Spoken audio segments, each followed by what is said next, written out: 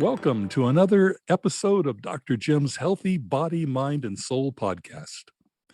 I am Dr. Jim Polakof, PhD, and in this episode, we're going to explore near-death experiences, which in turn will provide us with some insight as to what happens after we die and where do we go. My guest will lead us into an unknown realm, and her name is Tricia Barker.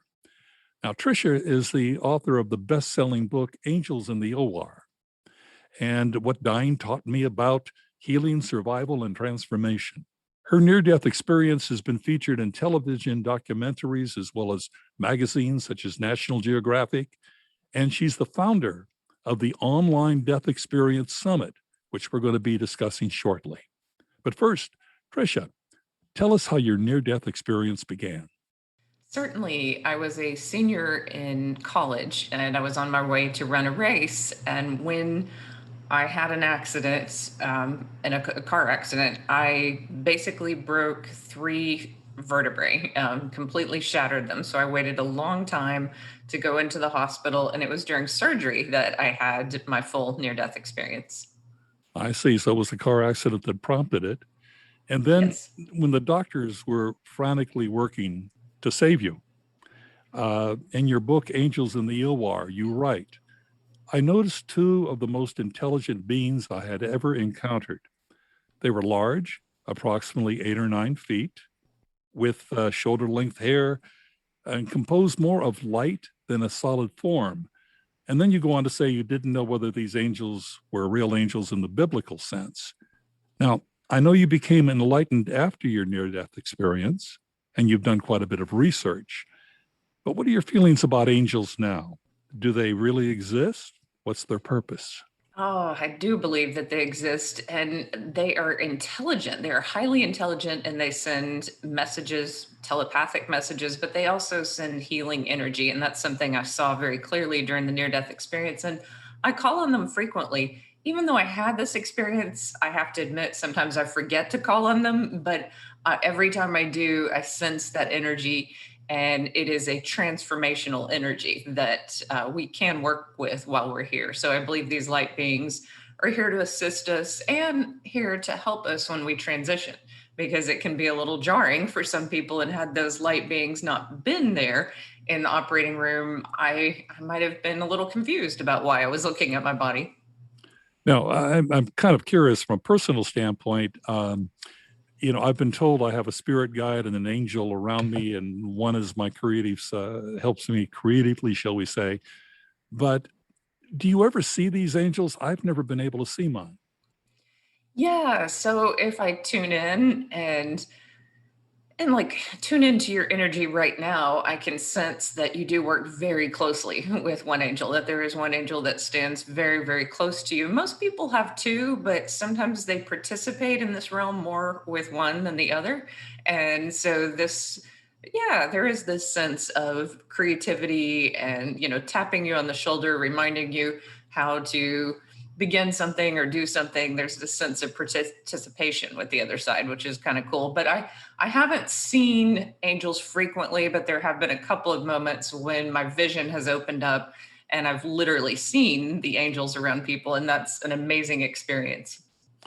So basically, I mean, you don't always see them, but you know they're there. That's what the bottom line is. Yeah, I sense their energy and how they participate with people. And the more readings I do like this, the more interesting it becomes, because when people are aware of them or they've had a different reading and they hear the same thing, or they tend to get, some people will get a pressure on their head, or they'll get a light energy that kind of flows through them. And I see how the angels are interacting with that person. And sometimes it resonates, with what they already know. Well, that's very interesting. Now, you mentioned in your near-death experience that, and I'm looking at a quote from your book right now. You mentioned in your book that you felt yourself being pulled into a tunnel. Then what happened?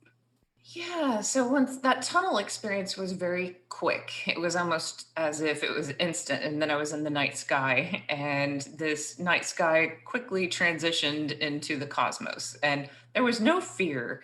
That's one thing that I do want to stress is I felt joy, I felt freedom, I felt love for everyone I knew. And then, even from far away, this message seemed to be coming from a divine guidance, some might call God, or, the infinite knowing of the universe. But this light seemed to be comforting me on my way. So I did not feel alone, even though kind of technically I was alone flying through this cosmos. Did you meet anyone at the other end of the tunnel? You come out of it? Yeah. So after receiving a few important messages like love is all that we take with us, and going through a life review, I transitioned into this heavenly landscape. The grass was so deeply, beautifully alive and green and magnificent. And my grandfather was there. He was the only person who was dead at that time. And this is an interesting fact about near death experiencers. They generally see people who they know have died, they don't see someone who's alive. Occasionally, there have been a few stories where someone has connected with the spirit of someone who is either very ill or, is compromised in some way, Hmm. mentally disabled, and they get to see from that spirit on the other side what is going on. But my grandfather was the only one there, and he was a very loving man, and he was so much younger and so much different than how I'd watched him die, because I'd been with him the day he died, and he died of leukemia. But there in heaven, his eyes just shone with the same light that the angels had. This seems to be a way that people communicate through telepathy and through energy. And that seems to be what our souls are learning from these experiences. So rather than him being a form of light, you actually saw his form. You recognized him immediately. So some say that you get used to colors later, and to begin with, you actually see their human form. Since obviously you don't recognize them without that to begin with.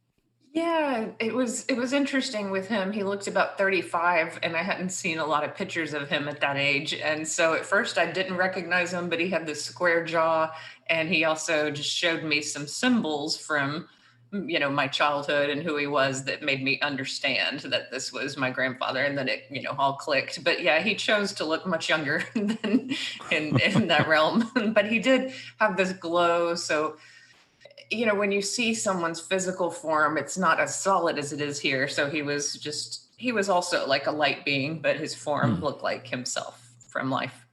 Now, you mentioned the grass was greener than what you would normally see in life and on Earth, so to speak. Did you see anything else in the afterlife? Did you get any feeling of what your surroundings were, what souls exist in? Yeah, that's a really good question. There's it's hard to put into words, because it seems like we're learning at such accelerated rates in that realm. So you're taking in a lot of things all at once, and it seems as if we are actually participating with that realm. So my grandfather's consciousness was participating with it, I was participating with it. We helped create a scene that made sense to us.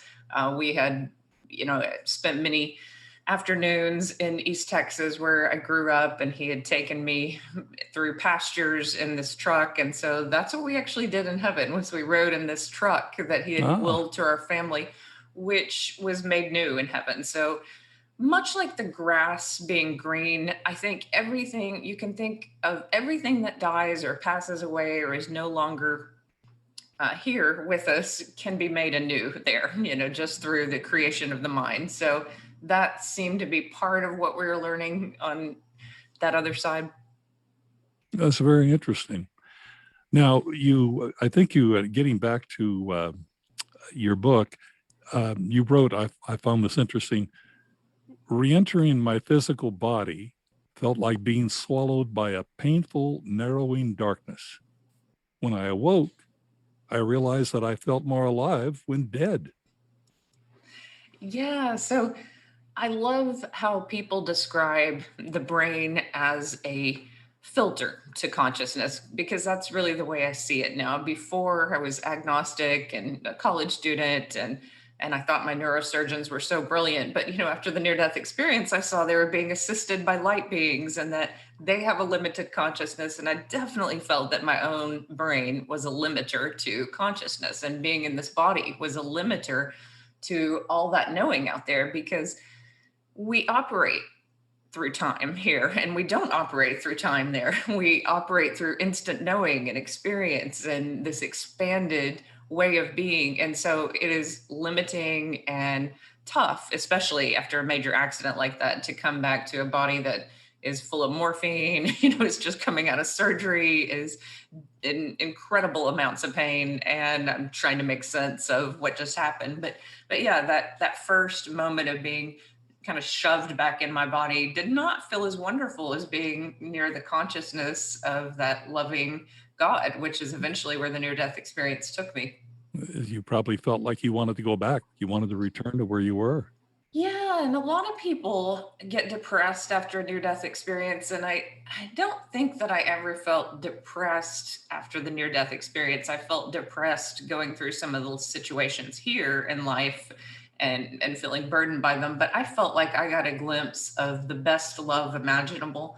And I was so grateful for that. Like that's all I could think about was, wow, aren't I blessed to have seen that and been that close to it, and to know that love deep within me, and to know that that's where we're going. Well, and I want to mention that what you've described, I mean, Tricia, and this is to our audience of listeners and viewers on YouTube, uh, Tricia went through quite an experience, and that's all outlined in her book. So we're talking about the very beginning of her book. There's so much more to it. But again, when you look back on this, Tricia, what are the greatest lessons you took away from your near death experience? Yeah, one of the greatest lessons and the first lessons is how to love humanity. So, I actually loved my doctor, and I loved my family, and I loved everyone around me, even though there was this sense of, oh, they're going to really misunderstand me now. I never felt alone. That was the second gift of that. So, how many people struggle with loneliness or pain, or just feeling so isolated on this journey here. And I think a near death experience just opened this door to this perception, which allowed me to connect with angels, which allowed me to know God. And even when things were difficult here, there was this sense of, I'm not alone. And Mm. that's really a wonderful experience, that you can be totally alone in life, but not alone, because you're supported by so much love over on that other side. And everyone has angels, everyone has ancestors cheering them on.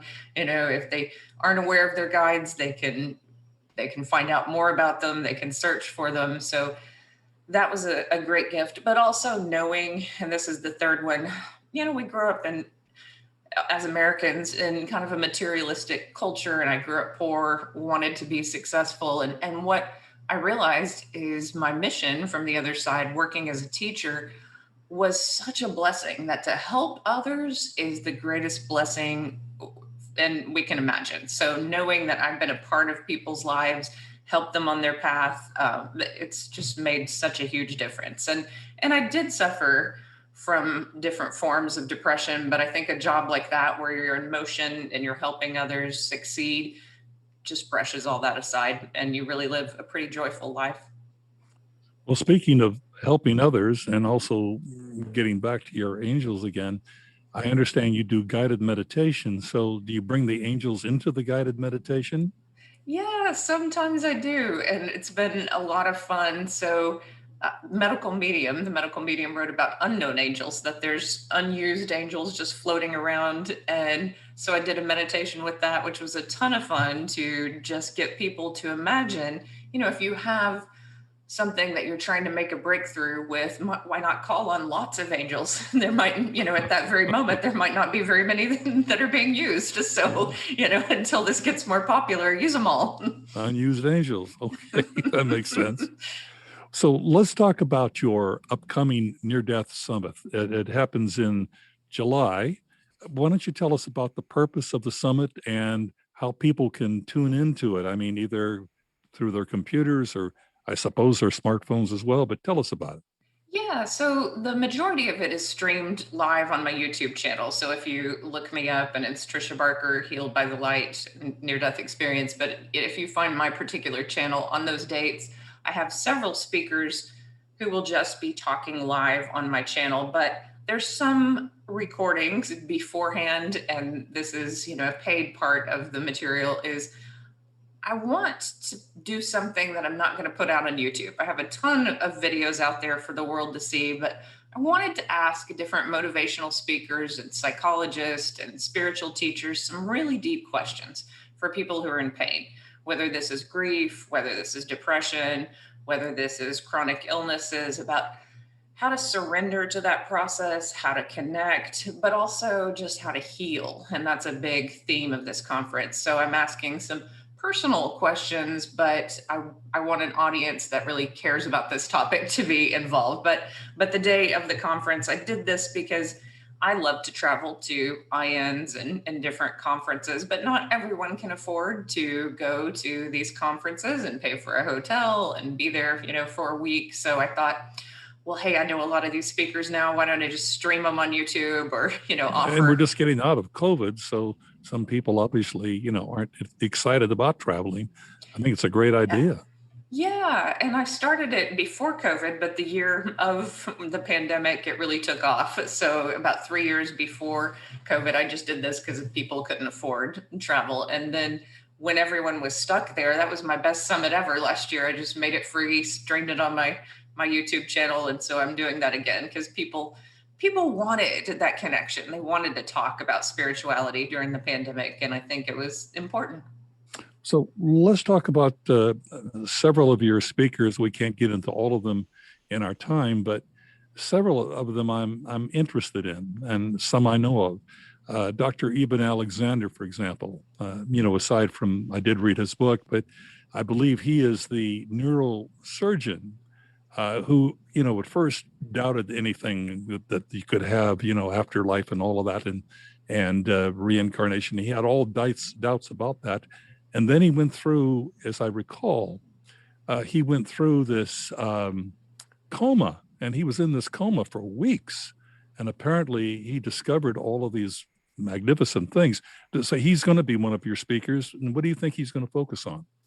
Yes, so part of his focus is with Karen Newell, who she has a sacred acoustics, and he really wants people to have their own awakening and Mm-hmm. to have their own experience with consciousness. But there's always a ton of questions that people have for him.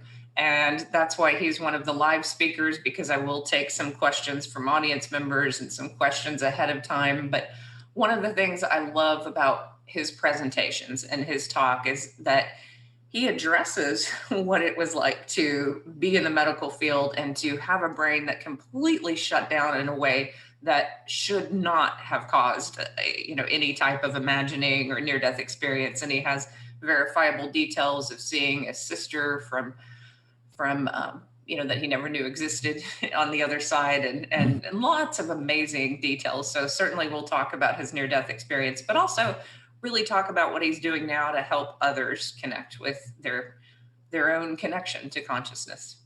Well, and another speaker I noticed that was somewhat interesting is a woman by the name of Lisa Romano. And from what I can gather, she was voted #1 most influential person by Digital Journal. And Yahoo Finance named her the most inspirational woman of 2021. What's her focus going to be? Yeah, so what I talked about with her, she actually had a near death experience, but that's not what she talks about a lot. We did talk briefly about when you have that expansiveness and that consciousness opening, you're full of love. You come back just full of love for other people.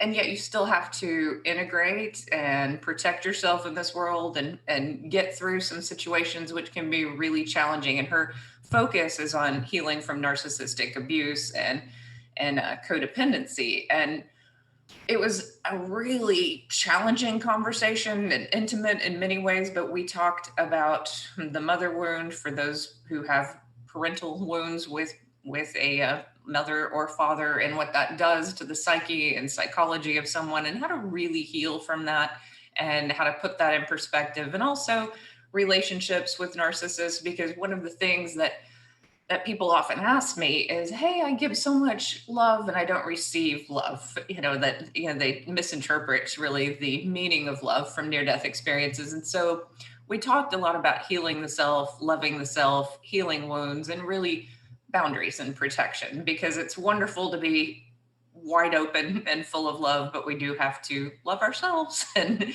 work our way through this world. Well, and she sounds like she's going to be very interesting. Um, Also, there's a speaker, I believe his name is Michael Tamura, and he's the author of You Are the Answer, Discovering and Fulfilling Your Soul's Purpose.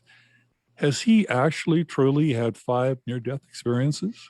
He has, and he is one of the most wide open people. And his wife is I think, a living angel. They're really just wonderful people. And every time I've talked with either her or Michael, I was on their podcast.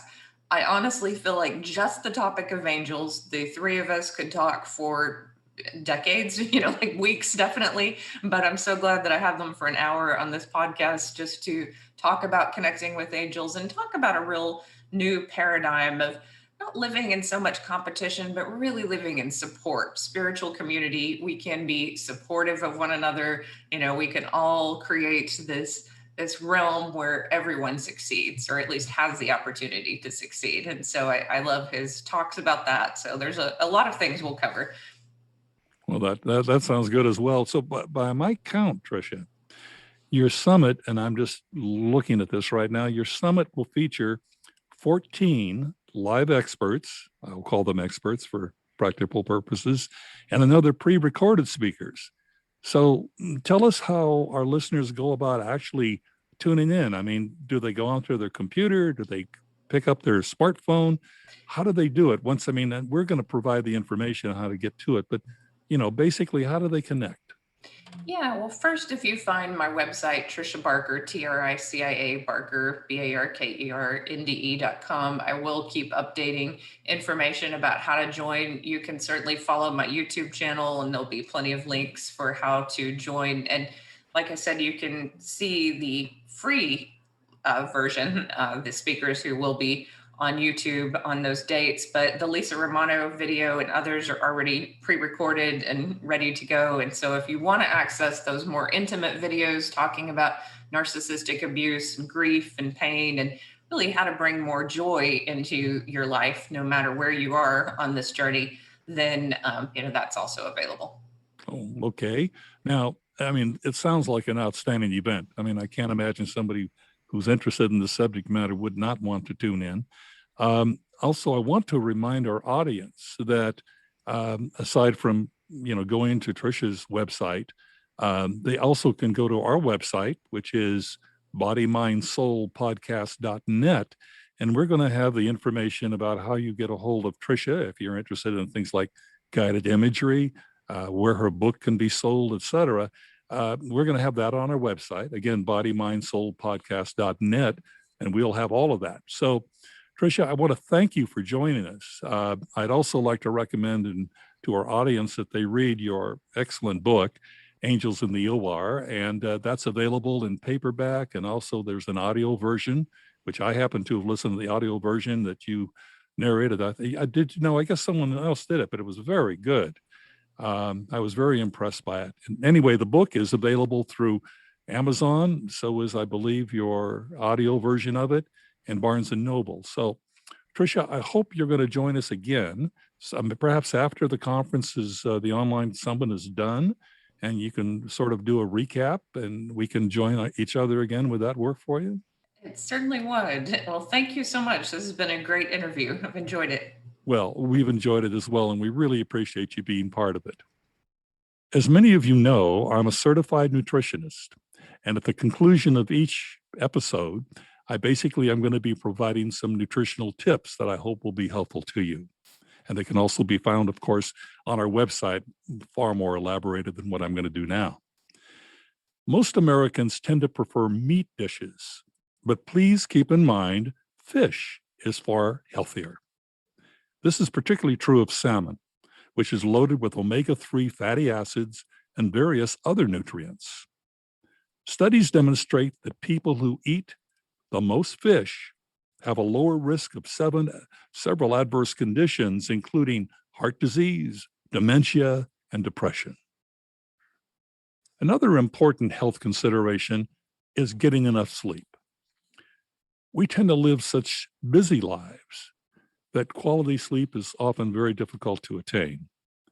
For example, poor sleeping habits can drive insulin resistance, disrupt your appetite hormones, and reduce your physical and mental performance. What's more is poor sleep is one of the strongest risk factors for weight gain and obesity. So get yourself enough sleep. You cannot believe how important it is for you. Now, also, let's talk about supplements. Let's consider the need for supplements. The truth is that each of us ate only those foods which comprise super healthy diets. There would be no need to take supplements. In the typical Western diet, just about everything is backwards in respect to good health. Red meat and other fatty foods take the forefront, while an adequate amount of fruits and vegetables, whole grains are neglected. In addition, the way that Americans in particular eat is loaded with cholesterol, as well as salt and sugar. If this wasn't bad enough, what we eat is critically short on dietary fiber and many other nutrients which help protect our heart and prevent cancers. In a 12-year study of more than 69,000 women, the typical Western diet was found to significantly raise the risk of coronary heart disease. Other studies have shown that a high-fat, low-nutrient diet increases the likelihood of colon cancer, diabetes, and a host of other ailments. This is why a daily regimen of appropriate supplements can be helpful to both your health and your longevity. While we don't have time to cover the proper supplementation during this podcast, our website is chock full of good nutritional information. And I want to point out that also the types of supplements you should be taking for certain needs will be described on the website. All you really need to do is visit www.bodymindsoulpodcast.net and click on Nutrition. This is Dr. Jim Polakof, so please join me next week for another episode of Dr. Jim's Healthy Body, Mind, and Soul podcast. And you'll be able to find us on a number of audio podcast platforms as well as YouTube. But in the meantime, please go to our website, www.bodymindsoulpodcast.net. And you're going to find the latest information on current podcasts, upcoming guests that we're going to have, and key nutritional information. That's bodymindsoulpodcast.net. And remember, take time to feed your soul so your body and mind can remain healthy. This is Dr. Jim Polakof. Please join me next week. Thank you.